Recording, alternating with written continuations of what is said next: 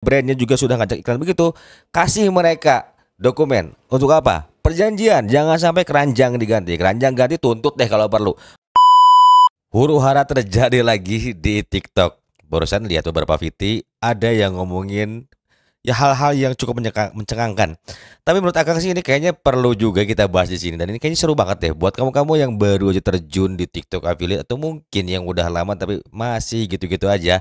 Ayo kita bahas nih, ada apa aja sih hal terbaru di TikTok yang wah bikin berguncang banget nih, dan ini waktunya kalian melek deh. Dan memang udah waktunya juga. Ini di penghujung tahun 2024 kalian harus sudah ngambil langkah untuk tahun depan. Sebelumnya jangan lupa like, subscribe dan juga nyalakan loncengnya. Seperti biasa kita masuk ke intro dulu.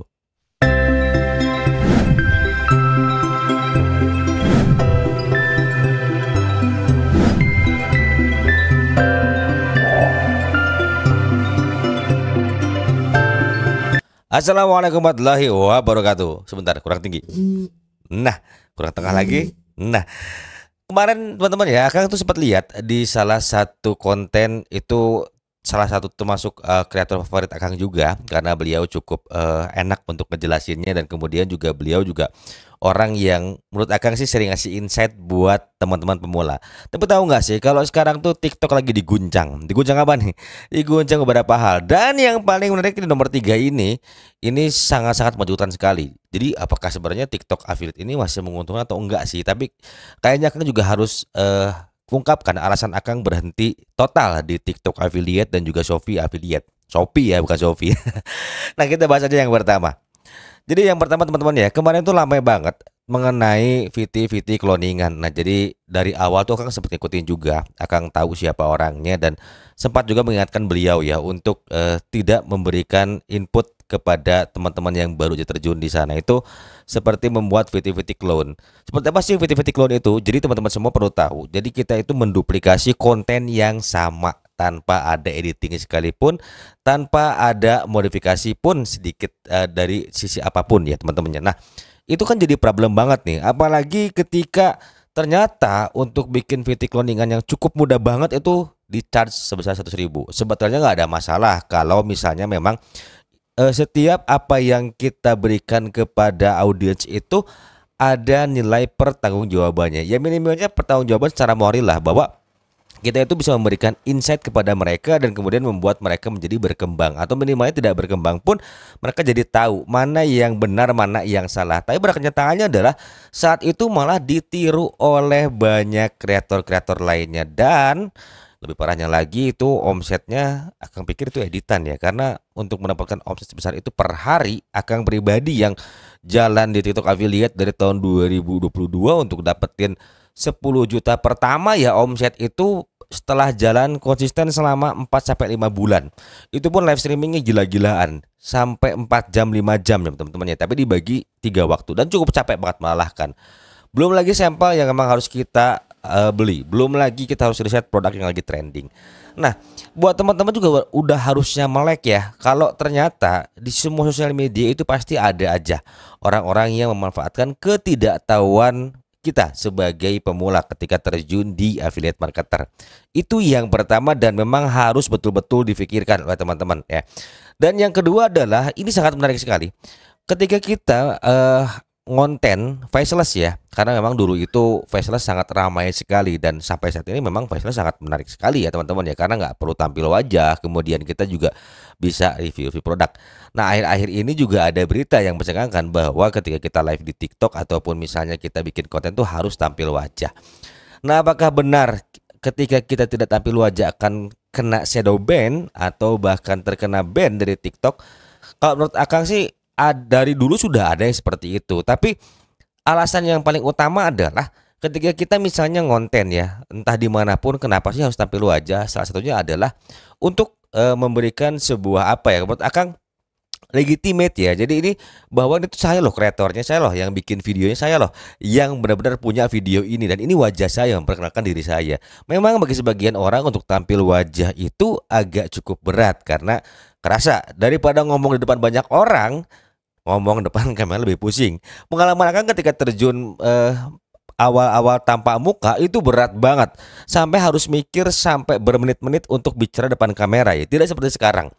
Nah, ketika Akang pernah berpidato di depan orang ya, ketika Akang harus presentasi di depan orang banyak, itu tidak ada gugup teman-teman ya. Padahal Akang orang yang cukup sulit untuk beradaptasi. Dan Akang cukup cukup pemalu untuk bicara depan banyak orang yang belum dikenal. Tapi walaupun Akang sudah pengalaman ya dari tahun 2017-an lah kurang lebih ya, 2017-an untuk handle orang, bicara di depan orang gitu.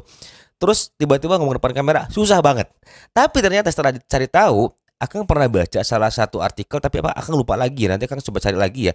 Jadi kenapa kita harus tampil wajah itu, yang pertama adalah kita memberikan nilai originalitas pada konten, yaitu memberitahu bahwa konten ini adalah murni milik saya dan idenya datang dari diri saya. Even ide itu memang tidak ada yang murni karena semuanya pasti ada modifikasi dan ada juga riset ya. Artinya amati, tiru dan modifikasi, dan itu adalah bagian di mana memang yang pasti setiap orang itu akan bikin konten sama seperti itu. Karena untuk dapetin ide murni susah banget sekarang karena sudah banyak banget kreator-kreator yang terjun di sosial media.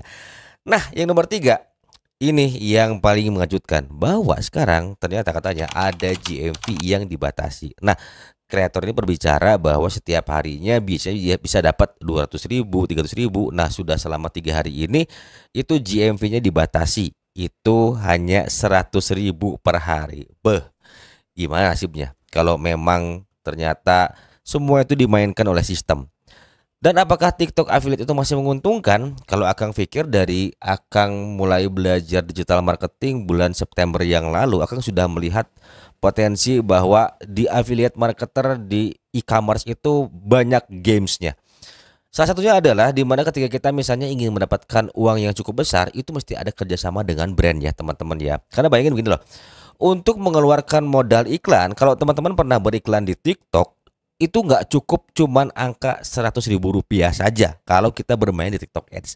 Kalau kalian mainnya Buspos hanya di akun kalian, itu agak berat dapat penjualan. Kenapa? Karena targeting audiensnya beda, kemudian treatment iklannya juga berbeda. Nah, ketika akan belajar digital marketing, ternyata banyak banget parameter dan banyak juga elemen-elemennya, hal lainnya yang harus dipelajari. Jadi buat teman-teman udah harusnya melek sekarang.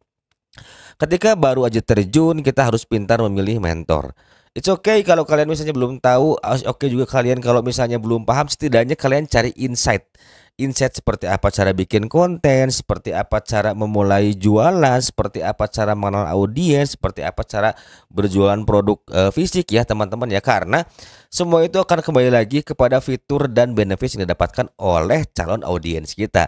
Nah, kalau seandainya kalian hanya mengandalkan ingin cepat dapat GMV besar dan kemudian ingin banyak yang check out, nggak perlu pusing, udah aja kalian ngiklan dan langsung targeting audiens. Cuman butuh angka 1 juta rupiah kalian dapat yang check out kalau kalian mau dapat asal check out doang. Tapi kan nggak seperti itu. Ketika bermain di TikTok, semakin kuat personal brandingnya, semakin banyak followernya, kemudian mereka yang loyal terhadap kalian, produk apapun yang kalian tawarkan tuh bakalan laku. Dan itu kan sistem permainan yang ada di TikTok teman-teman ya. Jadi kalau misalnya apakah bisa Kang kalau kita berjualan murni mendapatkan GMV sampai 2 digit? Bisa, tapi kan kontennya harus FYP. Nah, unsur FYP ini kan banyak ya teman-teman ya. Itu harus market fit, kemudian juga harus bisa menunjukkan fitur dan keunggulan produk. Jadi banyak banget parameternya dan nggak cukup iklan doang. Iklan pun ketika Akang sudah belajar banyak, ikut beberapa kelas, ternyata nggak gampang. Seringkali Akang bikin iklan pun boncos terus kok gitu. Contohnya misalnya ketika berjualan produk Mahir Digital, berharap dengan modal 800.000 itu bisa balik 5 juta, ternyata enggak. Akang testing iklan dulu sebanyak 2 juta rupiah, itu hasilnya nol banget. Nah, ketika ketemu formulanya, baru Akang jalanin lagi dengan modal yang berikutnya sebesar 800.000, baru dapat 1,4 juta. Berarti kan kalau dikurangi biaya iklan 800.000, 1,4 dikurangi 800 sudah berapa teman-teman ya? Berarti sekitar 600.000 ya teman-teman ya, bersih. Jadi nggak segampang itu teman-teman ya. Apalagi kalau sekarang GMV dibatasi, ini udah waktunya kalian melek apa? Coba deh kalian pelajari lagi atau scale up lagi. Misalnya gimana cara mendapatkan GMV-nya cukup besar. Apakah kalian bisa bangun sekarang hubungan dengan brand dengan baik supaya mereka mau istilahnya kerjasama dengan kalian, entah itu dalam proses beriklan, tapi kalaupun beriklan kalian juga harus komitmen ketika dikasih sampel, iya coba dipromosiin melalui VT-VT kalian. Nah, kalau misalnya brandnya juga sudah ngajak iklan begitu, kasih mereka dokumen. Untuk apa? perjanjian, jangan sampai keranjang diganti. Keranjang ganti tuntut deh kalau perlu. Karena banyak banget seharusnya kayak begitu. Nggak cuma kreator kecil aja, kreator besar pun sempat kena dampaknya ya teman-teman ya. Jadi poinnya adalah kesimpulan ketika kalian memang bermain di TikTok affiliate ataupun Shopee affiliate, ada perlu beberapa hal yang dipahami. Yang pertama adalah untuk bikin konten, teman-teman perlu riset yang namanya produk yang lagi trending. Yang kedua, teman-teman juga perlu scaling gimana caranya bikin konten, gimana caranya bikin hook yang engaging, gimana cara bikin hook yang powerful.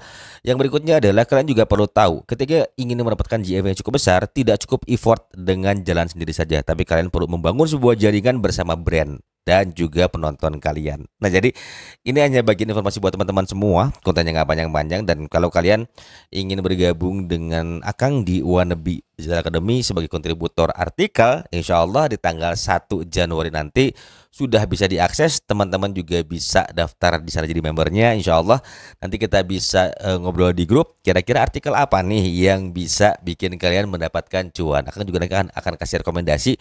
Kalau kalian belum punya platform afiliasi, ya nanti juga akan berikan rekomendasinya. Kalaupun sudah punya, silahkan kalian bisa terus di artikel tersebut. Yang penting kita maju bersama, berkembang bersama. Jangan lupa like, subscribe, dan juga nyalakan loncengnya. See you in the next video. Wassalamualaikum warahmatullahi wabarakatuh.